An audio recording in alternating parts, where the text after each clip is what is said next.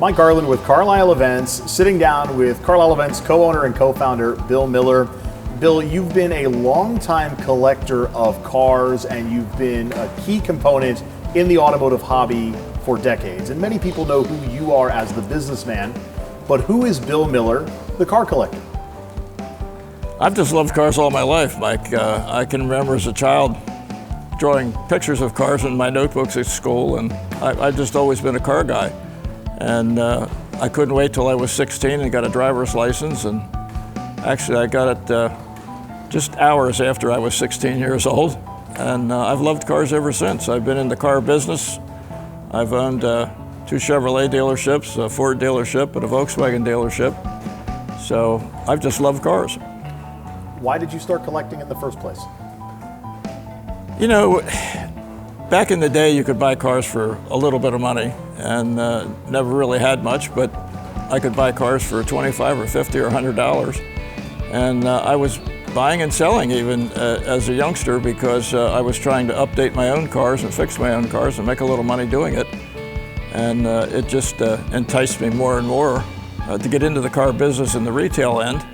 And I started out in sales and then into management and became a dealer. Fair to assume that as a 16-year-old, the first car you had was maybe just the first car you had, but what was the first car that you decided you wanted to collect? Well, the first car I had was a 1953 Studebaker that I bought for $125. And after I bought the car, I found out, I drove the car home, I borrowed a buddy's license plate, which was totally wrong, which I know today. But I drove the car home, I pulled into the driveway, and my dad said, "What's this?" I said, "This is my new car, Pop. I just bought this car." And he said, "Well, do you have insurance?" And I said, "No." "Well, you have to have insurance." So even to put it on the family policy at that time, my $125 car cost $375 to put it on the insurance policy. And it took me about 6 months to get the money together to pay for the insurance. And I had the cleanest, nicest looking 1953 Studebaker in the world when I got to drive it. But that made me appreciate it and appreciate the cars. And then found out that it was kind of a car that was not made any longer. And I wanted to keep it and make it really something special and get into the old car world. When you purchase a car, when you're looking for a collector car, what do you look for? You know, Mike, I like them all. It doesn't make any difference whether it's a Ford, a Chevy, or a Chrysler product. Even a foreign car. I'm not a real foreign car fan, but I still have some foreign cars, which I cherish as well. But I like low mileage, original cars. And I've even bought some cars with a few extra miles on if they were perfectly original and beautiful. So they're only original once. You know, people restore cars and they repaint them and they do this and they do that. They're not original anymore. I like it when it comes just the way it came out of the factory. We look at the gallery of cars that you are running across the auction block. We also have seen vehicles that are part of your personal collection that you're still holding on to. Would you say that some of those cars are non-traditional compared to the collections that others may have? Probably.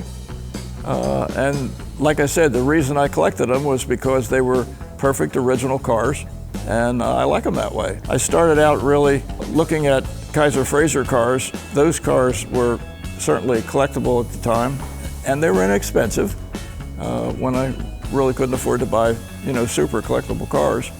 So I got started in that part of the hobby with them, and my first Kaiser Frazer car was a Henry J, and I bought it for $25 and drove it home.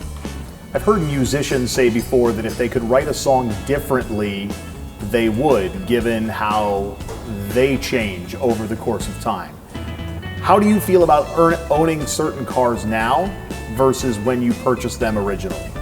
Do you look at a vehicle now and have a different feeling on it than when you first bought it?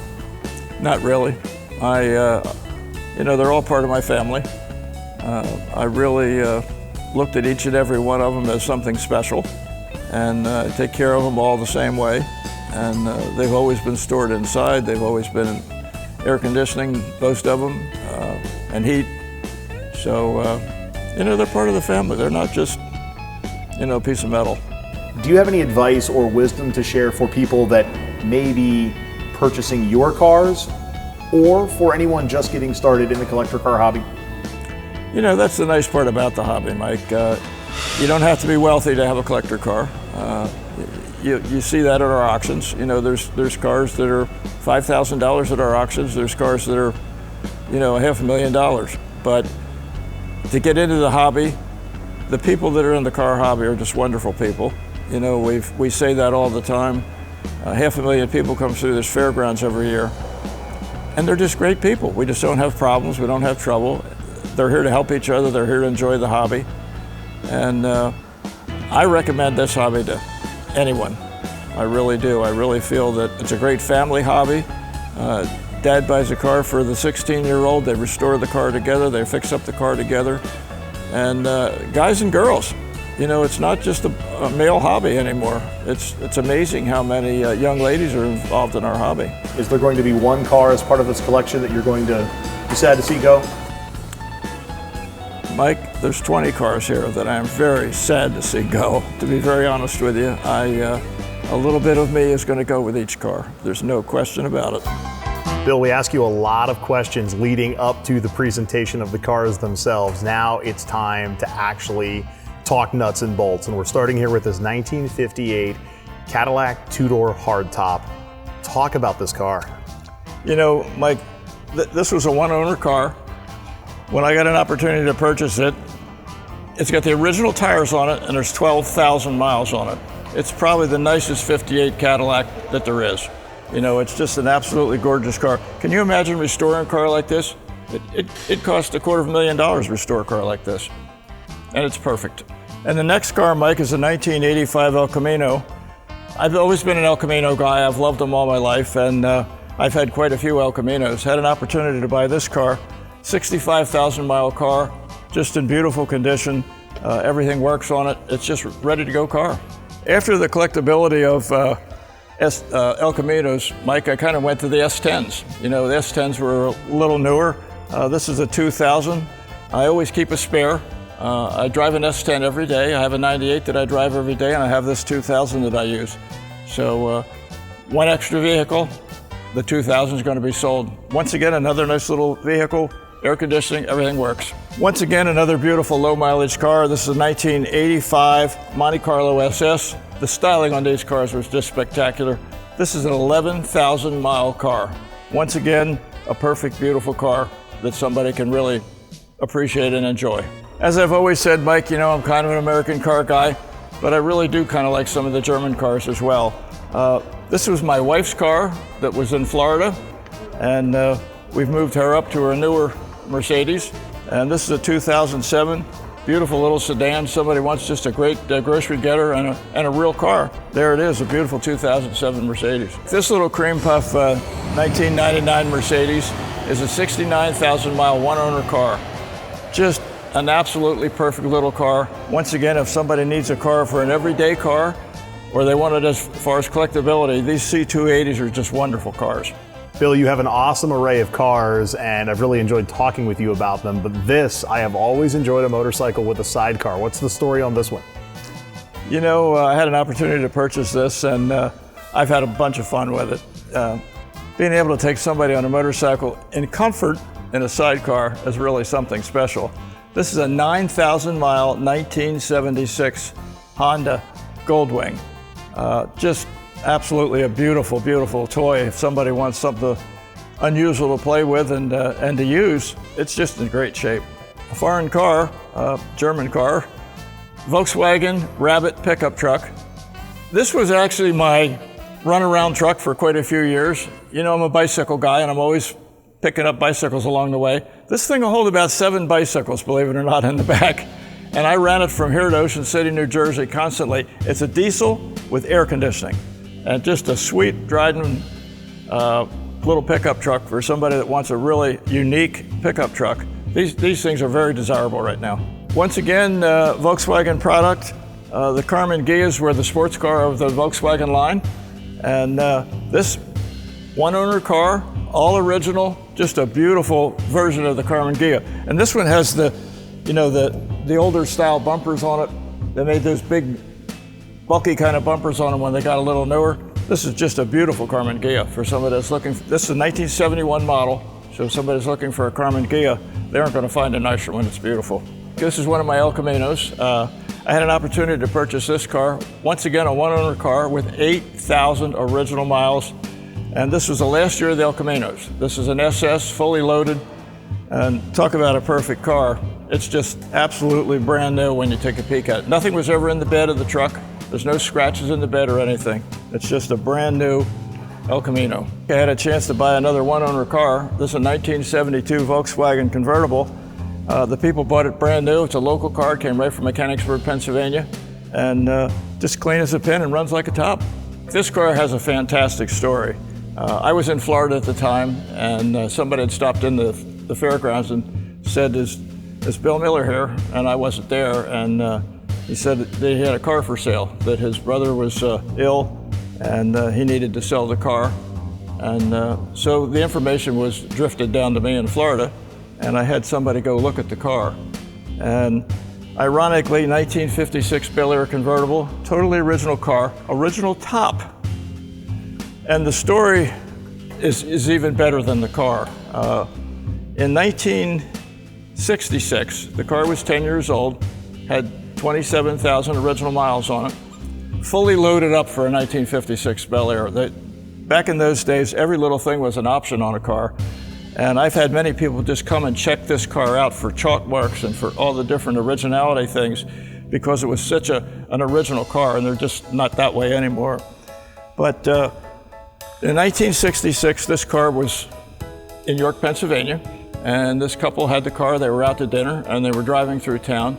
And back in those days, there was race riots in York, Pennsylvania. And there was a big crowd starting to come around the car, and he got a little bit nervous about it.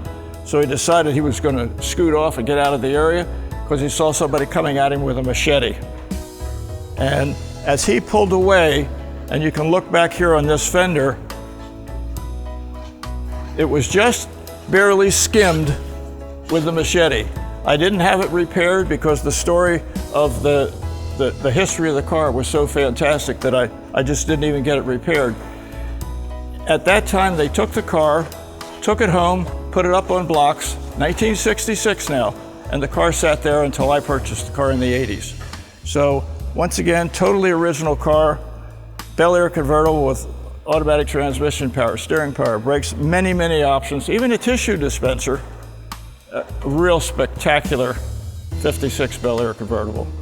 As you can tell, Mike, I've got cars that are Fords, Chevys, Chryslers, German cars. This is a 1955 Lincoln convertible. Once again, original convertible top, 46,000 miles. Still has some stickers on it from the college where the young man that had the car had the parking identification on. 1955 was a one-year only Lincoln. The 54 was a different model, the 56 was a different model. And that was unusual in those days. They usually ran 2 to 3 years that they were kind of the same, although they tweak a little something here and there. But this car was a one only year, 1955. All original car again, and in just beautiful condition. The hobby kind of drew me in with Kaiser Frazer cars. They made Kaisers, they made Frazers, they made Henry J's, and they made Darren's, which was their sports car. This was their family sedan. This is a Kaiser Manhattan. This was probably in the realm of the DeSoto category of cars. It wasn't a Chevy size, it wasn't a Cadillac size, it was in between. This was a one-owner car as well, 21,000 original miles. And these cars had unique styling. They were really ahead of their time. Padded dash in 1953. Nothing had a padded dash in 1953 but Kaiser Frazer products. And this car has a really unusual interior in it that's beautiful as well. And once again, just a beautiful low mileage car. An original type of car. This car has been painted in some time in its life, and I would say probably 40 or 50 years ago. But it's just a car that was really taken care of. The people didn't hot rod it, they didn't do anything to it, especially other than take care of it. It starts every time you want to go anywhere. It's just unbelievable. And they were 6-volt cars in those days. But just a fun car, convertible. I put a new top on the car and used it many times in parades, and it's got a rumble seat. The first time my grandson decided that he was going to go for a ride with us, I said, well, you're going to ride in the rumble seat. He said, what's that? And I said, well, it's in the back here, I'll show you. And as you can see in the back there where the rumble seat is, he said, Grandpa, is it safe to be here? And I said, well, absolutely. You know, I said, this is the way the cars were designed in those days. So he hops in, he sits down, he's looking all around, where's the seat belts? I said, well, they didn't have seatbelt. I'm not riding back there without a seatbelt. So, you know, this is the way cars were styled in those days. The Chrysler products really had some unique styling in this time period. 1938 model, like I say, if you want something really unusual, you don't see these cars. They're very scarce. So if you want something that's really different and a wonderful parade car, because you can take 4 people in it very comfortably. You can even take 5 if you want to. So super car for parades. 1936 Ford pickup truck. Ford had it together back in those days. These trucks were V8s, which, you know, basically nobody had V8s in those days. They were the flathead V8. You start this thing, you can't even hear it run. The flatheads were just the quietest engine you'd ever want to be around. These were all hot rodded. They were the perfect setup. They have a lot of room in them, and they usually put big V8s in them. And this car is still basically original. Once again, the owner used this truck. He took care of it. Any work that he did to it, he did himself. He did repaint it at some time in its life, but other than that, it's just basically an all original 1936 Ford pickup truck. My only barn find. This is it. Once again, I told you I got started in a hobby with Kaiser Frazer. Well, this is a Henry J basically, but it was called an Allstate. You could actually buy this from the Sears catalog in 1952 and 1953. So Kaiser Frazer made these cars for Sears Roebuck, and they put all Sears products on it. Sears batteries, Sears bricks, Sears radios, Sears seat covers, Sears everything. So it was their own design car. Very rare car. I have, as you can see, it needs to be restored. I have some additional parts and everything. And I have all the most important things, which are the emblems and stuff. The Allstate emblems that were on these cars are very, very rare. And to tell the difference between this and a Henry J, there isn't a whole lot of difference, except the grille's different, the emblems are different, and of course having all Sears products.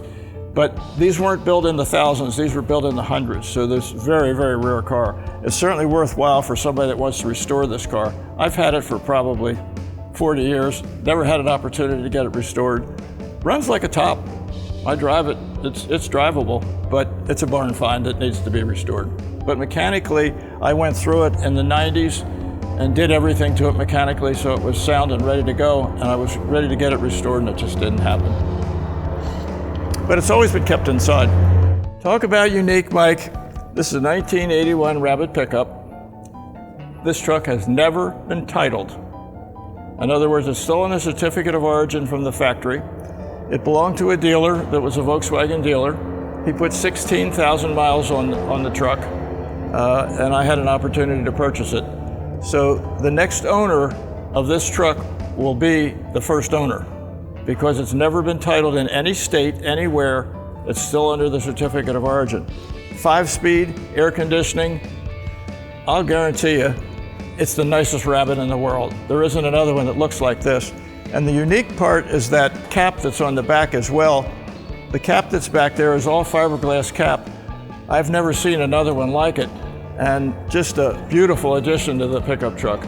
So once again, a perfect, original 16,000 mile truck that's never been titled. This is a 1954 Kaiser Darrin. They made 435 of these cars. It's fiberglass like a Corvette. They came out 2 weeks before the Corvette did. Even though these are 1954s, they came out in 1953. And they were designed to try and upstage the Corvette. As you know, they still make Corvettes. They only made these for 1 year, 1954. Very unique automobile. Sliding doors, pocket doors, the only car ever built with a pocket door. And it truly a production car. Dutch Darren was the designer for Kaiser Frazer. He designed many of their cars. And when they wanted to come up with something unique, they put his name on it, and that's how the car got named as a Darren. The Henry J. Kaiser was one of the owners of Kaiser Frazer. Joe Frazer was the other owner of Kaiser Frazer. And when they came out with their little subcompact car, they called it the Henry J, meaning Henry J. Kaiser. So they kind of kept family interest in the cars. These sports cars ride and handle very well. It's a very dependable car. In 1954, they had merged with Willys Jeep. And so they put the Hurricane engine in these, and this was the Jeep overhead valve engine instead of the flatheads that all the Kaiser products had at the time. So it was really a very unique car in its day, and today, even more unique. I certainly enjoyed our time together, Mike. It's been a real treat. I'm really glad that you had this opportunity that we could do this. Well, Bill, it's always great to talk cars with you and to learn. It really is educational when we can, exchange, this time together. And I think it's so important for the folks that are watching the video and that are bidding and buying on these cars to know one thing: you're not going anywhere. The cars are part of your collection, but like any car collection, it's time to move on. Ultimately, why are you selling the cars? Just exactly that reason. I only have a few left. I kept a couple that I'm going to be able to play with, but family-wise, I'm getting up there in age, and I just didn't want to leave it to my family to have to move all the cars at one time, and not knowing anything about them, not knowing how to make everything operate and work and whatever. So I said, hey, this is the time, we're going to do it, and not a better place to do it than Carlisle Auctions. I feel it's only fair that we deal with our own company and give everybody the opportunity to have something very special. Visit CarlisleAuctions.com to learn more about Bill's collection, to learn about Dave Farrow's collection. Bill's collection is going to run on September 29th at approximately 3 p.m. Dave's collection will run on September 30th at approximately 4 p.m. Pictures, videos, info, and more, all online at CarlisleAuctions.com.